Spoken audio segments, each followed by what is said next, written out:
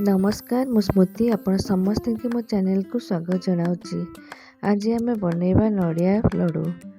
गणेश पूजा ये टाइप रो गोटे नड़िया लड्डू बनातु। मुझे गोटे नड़िया को कोरिकिना ताको गोटे पैन ढाली देछि। तापरे से नड़िया रे किछि गुड़ मिसेइछि। देखंतु गुड़टा को मिसेइकि मु हाथ रे एमती दलिकिना ताको 5-7 मिनिट पर्यंत छाड़ी देछि। तापरे पैन ने गैस रे ताको बसैकिना ताको ए टाइप रो आमे भाजिबा।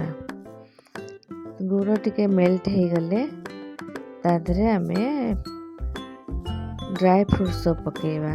ड्राई फ्रूट्स जेमति कि आपनकर काजू किशमिश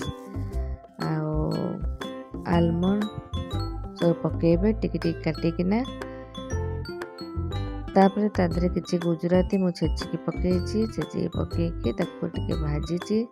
टिके अठालिया होला बेले परे गैस रो फ्लेम को बंद करिके पैन टी को आमे काढी देबा। तापरे टिके सामान्य ठंडा ही आसिले लड्डूटी आम बनैबा। मध्यम साइज रा लड्डू बनैबा। एई थर तो गणेश पूजा रे एई टाइप रो लड्डू बनातु।